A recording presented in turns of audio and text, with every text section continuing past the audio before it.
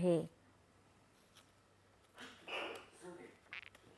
पंतप्रधान नरेंद्र मोदी यांच्या पुढाकारातून सुरू झालेल्या परीक्षा पे चर्चा या कार्यक्रमाने आता ऐतिहासिक टप्पा गाठला असून 30 डिसेंबरपर्यंत यासाठी विद्यार्थी, पालक आणि शिक्षकांनी मिळून तब्बल 3 कोटीहून अधिक नोंदणी केली आहे।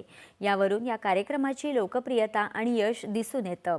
परीक्षा पे चर्चा हे एक जन आंदोलन म्हणून उदयाला आलं असल्याचं या सहभागींच्या संख्येवरून दिसून येत आहे। परीक्षा पे चर्चा 2026 मध्ये सहभागी होण्यासाठी 1 डिसेंबर रोजी ऑनलाईन नोंदणी खुली करण्यात आली होती। त्यासाठी आतापर्यंत 3 कोटींहून अधिक जणांनी नोंदणी केली आहे। केंद्रीय शिक्षण मंत्रालयाच्या अंतर्गत राष्ट्रीय पुस्तक न्यासाच्या वतीने राबवल्या जाणाऱ्या युवा लेखकांसाठीच्या पंतप्रधान मार्गदर्शक योजना म्हणजेच PM युवा 3.0 चे निकाल काल जाहीर करण्यात आले। या अंतर्गत 30 वर्षांखालील 43 युवा लेखकांच्या पुस्तक प्रस्तावांची निवड एका अखिल भारतीय स्पर्धेद्वारे करण्यात आली।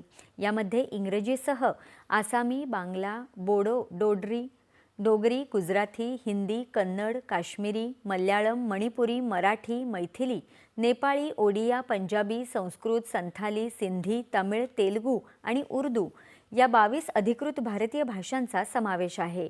मराठी भाषेसाठी दिव्यांशु सिंह, अंबादास मेव्हनकर आणि प्रसाद जाधव या लेखकांची निवड झाली आहे।